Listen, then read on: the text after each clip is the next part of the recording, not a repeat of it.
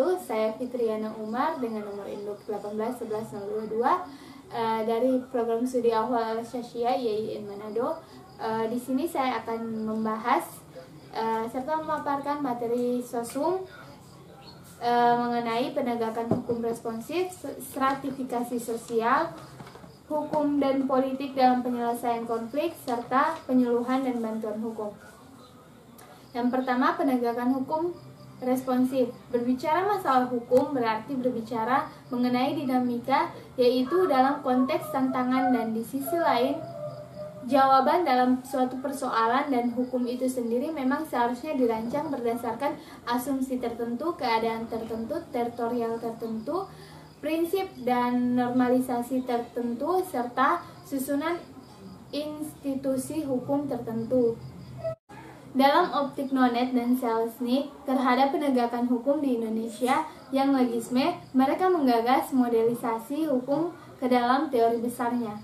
Hukum responsif mencakup 3 tahapan. Yang pertama, hukum represif adalah saat negara poverty of power, sumber daya kekuasaannya lemah sehingga harus represif. Lalu tahap selanjutnya yakni hukum haruslah otonom, yakni saat kepercayaan kepada negara makin meningkat, perkembangan mengecil, birokrasi dipersempit menjadi rasional, hukum dibuat oleh dan secara profesional di lembaga negara tanpa kontaminasi dan subordinasi oleh negara.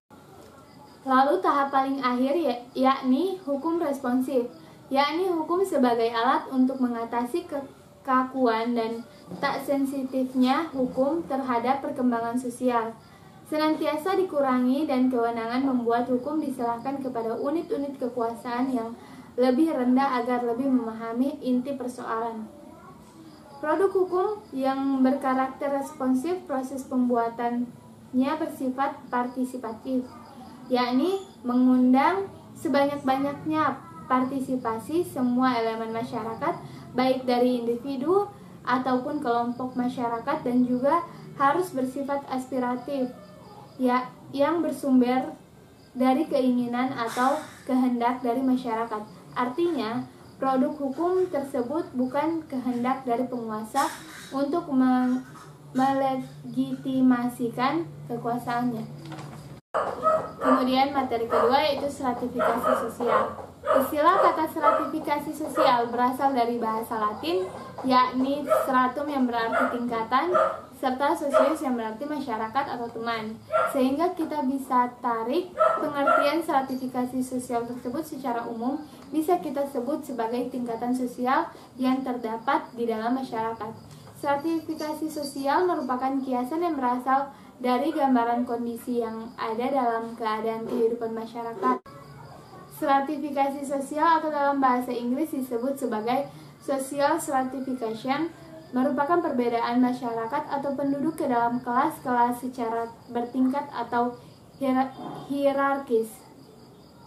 Dengan kata lain, perbedaan dari kedudukan akan memicu adanya stratifikasi sosial atau yang juga disebut dengan pelapisan sosial.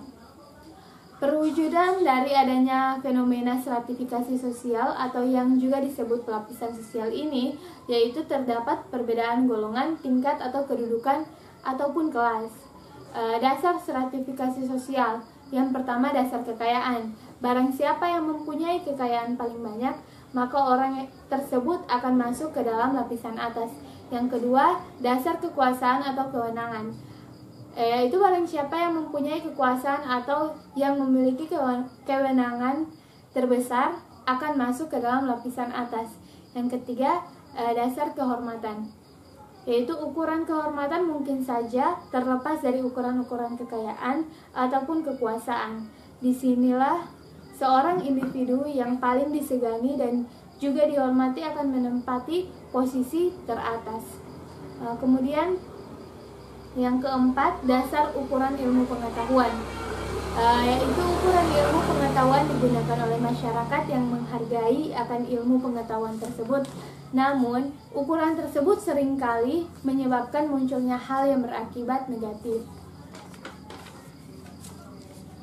Kemudian fungsi dari stratifikasi, yang pertama sebagai suatu alat yang digunakan untuk pendistribusian hak dan juga kewajiban, sebagai contoh dalam menentukan kedudukan, jabatan, penghasilan seseorang dan lain sebagainya.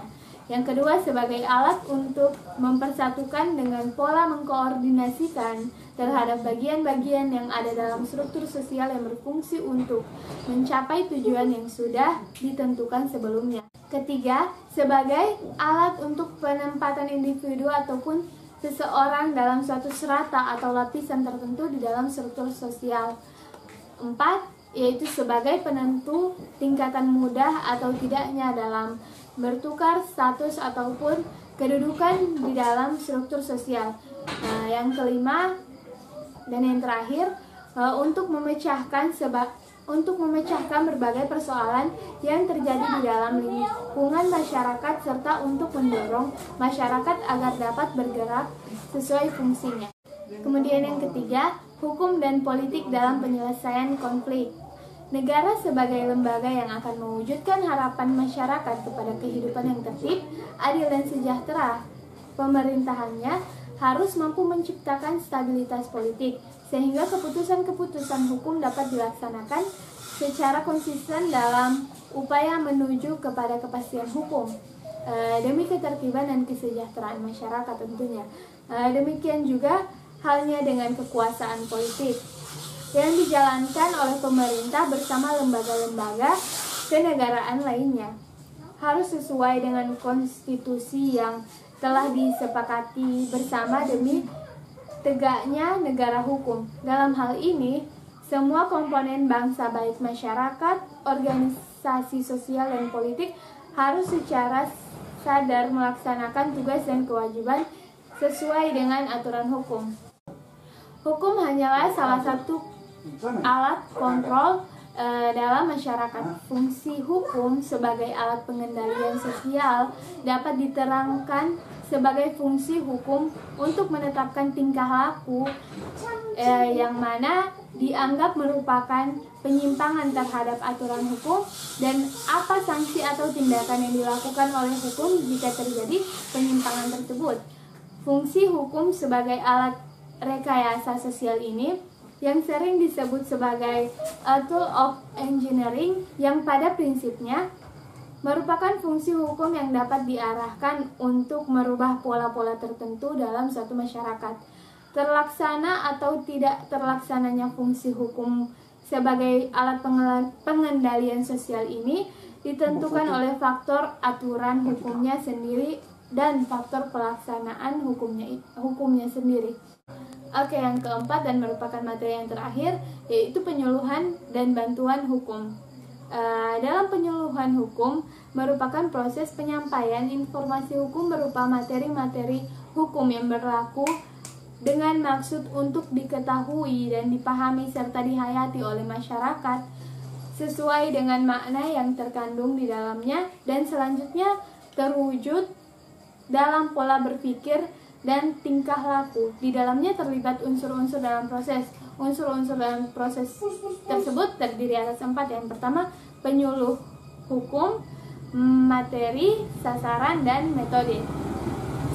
Penyuluhan hukum diselenggarakan dengan tujuan mewujudkan kesadaran hukum masyarakat yang lebih baik sehingga setiap anggota masyarakat menyadari dan menghayati hak dan kewajibannya sebagai warga negara dan mewujudkan budaya hukum dalam sikap dan perilaku yang sadar, patuh dan taat terhadap hukum serta menghormati hak asasi manusia.